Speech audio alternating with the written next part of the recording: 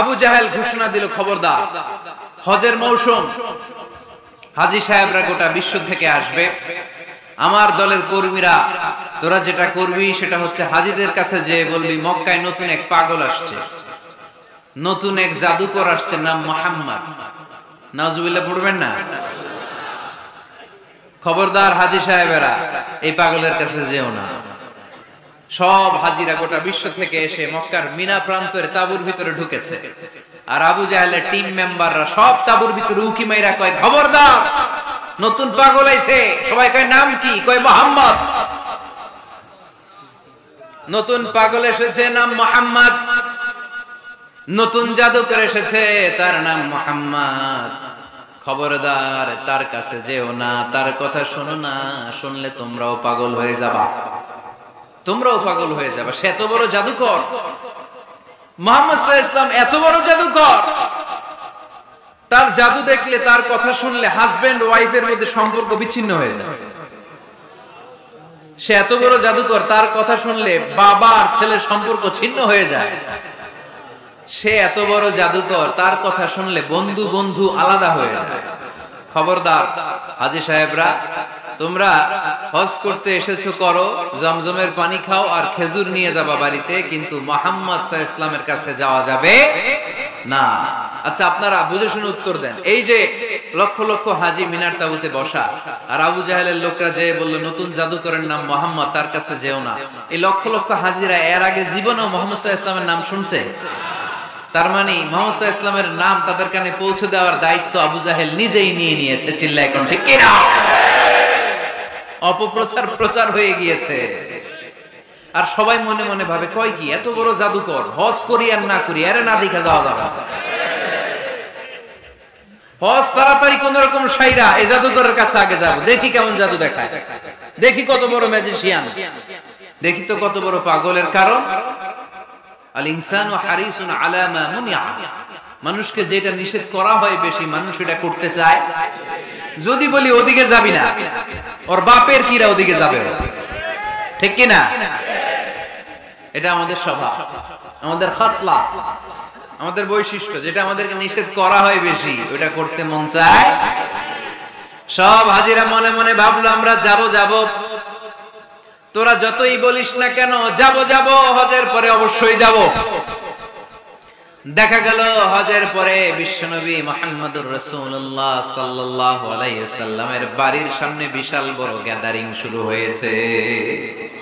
সবাই লাইন ধরে দেখা করতে গেছে। দেখা করতে যে বিশ্বনবীর চেহারা দেখে প্রথম নজরই সব পাগল। চাঁদের চেয়ে সুন্দর তুমি নবী আমার কামলিওয়ালা, চাঁদের চেয়ে সুন্দর তুমি নবী আমার কামলিওয়ালা, দুজ তুমি প্যারা নবী সাল্লে আলা, দু জাহানের বাদশাহ তুমি প্যারা নবী সাল্লে আলা, চাঁদের চেয়ে সুন্দর তুমি নবী আমার কামলিওয়ালা। সুবহানাল্লাহ পড়েন। গোটা বিশ্বের খ্রিস্টানরা বিশ্বনবীকে নিয়ে এখন মাতোয়ারা। মাইকেল এইচ হার্ট, খ্রিস্টান, একটা বই লিখে গোটা বিশ্ব কাঁপিয়েছেন, the 100 ranking of the most influential people and person in the world.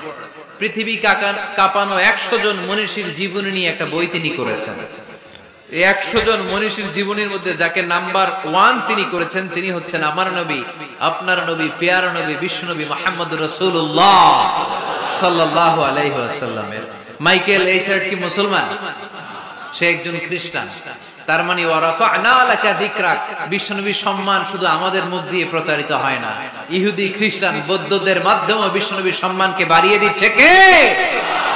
I have studied him, the wonderful man, in my opinion, far from being antichrist, and he must be called the savior of humanity. খ্রিস্টানরা বলছে, আমরা এই মুহাম্মাদের জীবনী গবেষণা করে পড়েছি, তাকে খ্রিস্টান বিরোধী বলা তো দূরের কথা, তাকে মানবতার ত্রাণকর্তা বলতে হবে। তিনি গোটা বিশ্বের জন্য সুপারম্যান হয়ে পৃথিবীতে এসেছে। As a father, as a teacher, as a lawgiver, as a lawmaker, Muhammad is the superman of the world.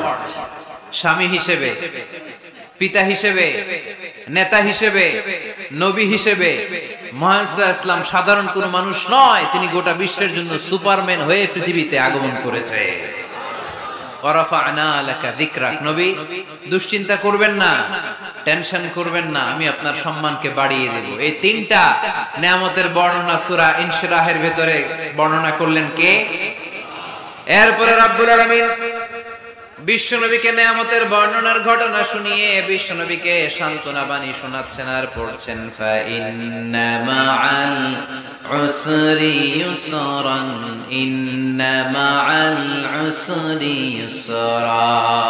নবী গো, নিশ্চয়ই কষ্টের পরে আছে আনন্দ, দুঃখের পরেই আছে সুখ। সুবহানাল্লাহ। কষ্টের পরে আনন্দ, দুঃখের পরে The struggle is impermanent in our life. দুঃখ কষ্ট এটা আমাদের জীবনে পার্মানেন্ট না, এটা সাময়িক। আচ্ছা, আওয়াজ করে উত্তর দেন তো, এক বছরে কয়দিন আপনাদের ফরিদপুরে? কয়দিন? 365 দিন। গত 365 দিনে না খেয়েছিলেন কয়দিন? 20 দিন, 30 দিন। তার মানে অল্প কিছুদিন না খেয়েছিলাম, সারা বছরই খেয়েছিলাম, ঠিক কিনা? আচ্ছা, তো 365 দিনে অসুস্থ ছিলেন কয়দিন? 4-5 দিন, কিংবা 20 দিন, কিংবা 1 মাস, কিংবা 56 দিন, কিংবা 65 দিন। তার মানে বাকি 300 দিন আরামে ছিলাম কি ছিলাম না? তার মানে আমাদের জীবনে দুঃখ বেশি না আনন্দ বেশি? সুখ বেশি না কষ্ট বেশি? এজন্য আল্লাহ বললেন, খবরদার, মুমিন কখনো হেরে যায় না, মুমিনের হারাবার কিছু নাই। মুমিনের জীবনে যদি আনন্দ আসে, মুমিন শুকরিয়া করে, শুকরিয়া করলে সওয়াব আছে না নাই? আর মুমিনের জীবনে যদি দুঃখ আসে, মুমিন সবর করে, ধৈর্য ধরে, ধৈর্যেও সওয়াব আছে না নাই?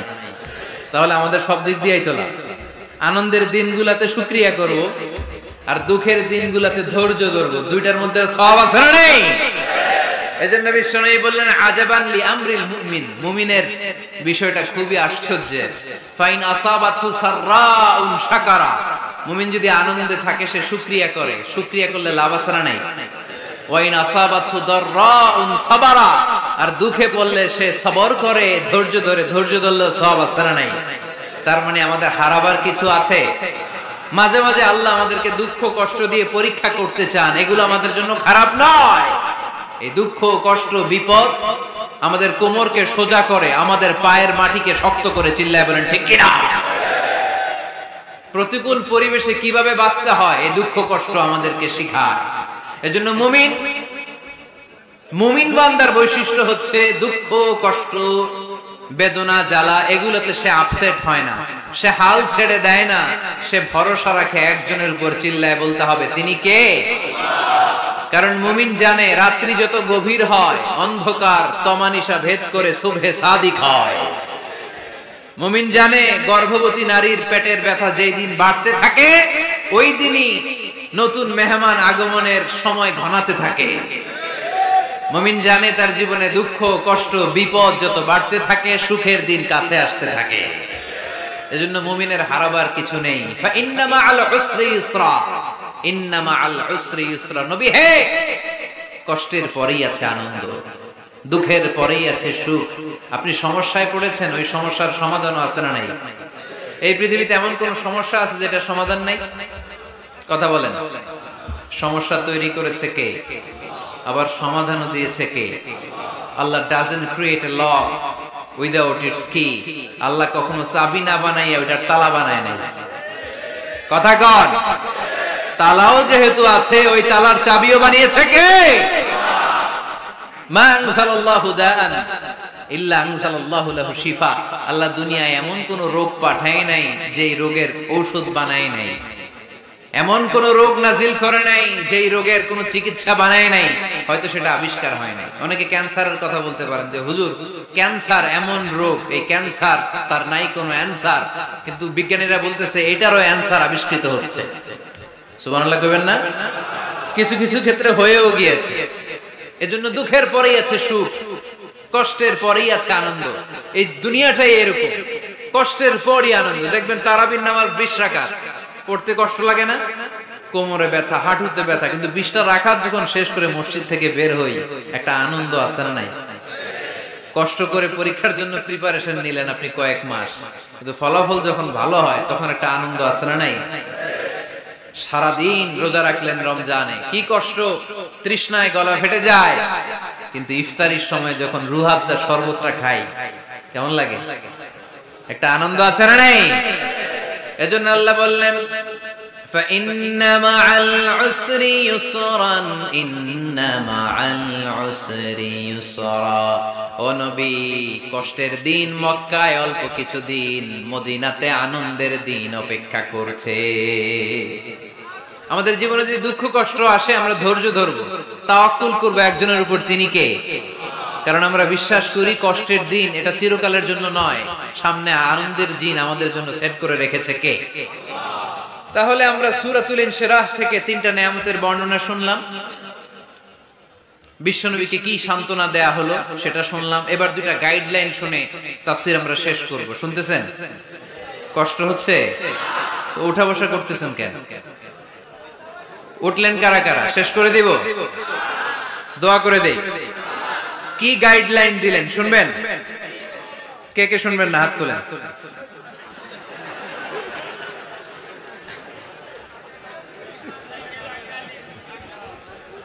কষ্ট হইতেছে, গরম লাগতেছে না?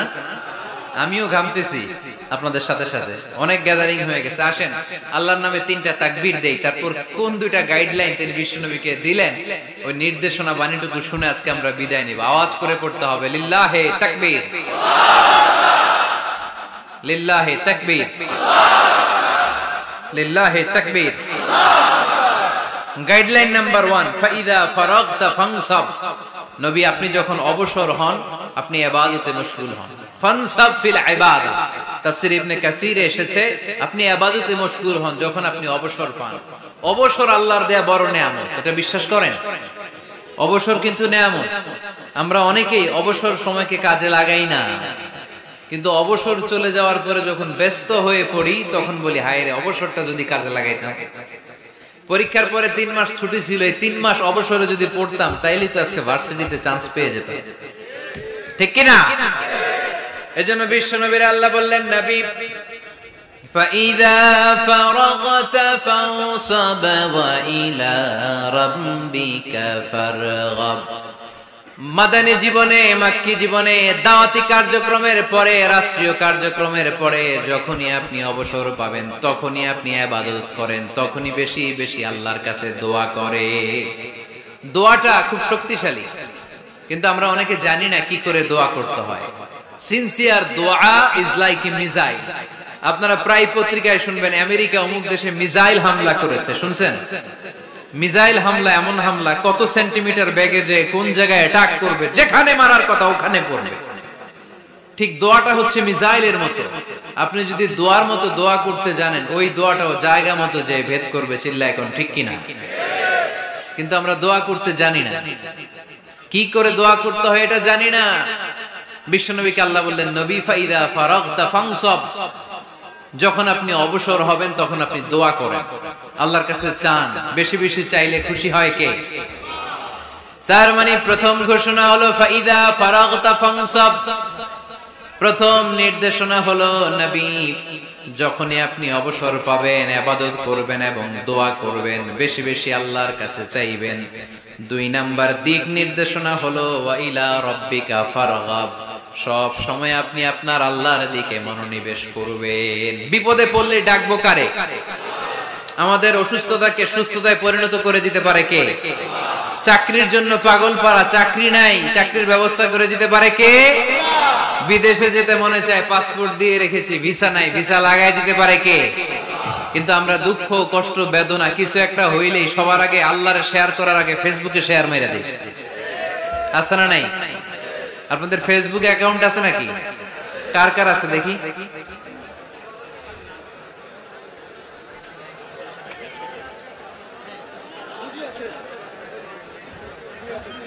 আছে আছে। এটার জন্য আমরা ভালো কাজে লাগাই। ঠিক কিনা? আপনি চাইলেই এমন ভাবে ফেসবুক ফ্রেন্ড লিস্ট করতে পারেন যারা ভালো ভালো জিনিস শেয়ার করে, যারা মোটিভেশনাল জিনিস শেয়ার করে, ইসলামের পক্ষে কথা বলে। আপনার এক একটা শেয়ারে অনেকের জীবন বেঁচে যেতে পারে, ঠিক কিনা? একজন মুমূর্ষু রোগীকে বাঁচাতে রক্তের প্রয়োজন, রক্তের গ্রুপ এ পজিটিভ। যারা রক্ত দান করতে আগ্রহী তারা এই নম্বরে যোগাযোগ করুন। ফেসবুকে মাঝে মাঝে এরকম নিউজ আসে না নাই? আপনি just you put down in share, শেয়ারের মধ্যে একটা পুট করে দিলেন, একটু শেয়ার মেরে দিলেন, ছড়িয়ে পড়লো হাজার হাজার ফেসবুক ফ্রেন্ডদের কাছে। তাদের অনেকে ব্লাড দিতে আগ্রহী, সে তাড়াতাড়ি যে সেখানে ব্লাড ডোনেট করে আসলো। আপনার একটা শেয়ারের কারণে বেঁচে গেল অনেকগুলো প্রাণ। চিল্লা এখন ঠিক কিনা?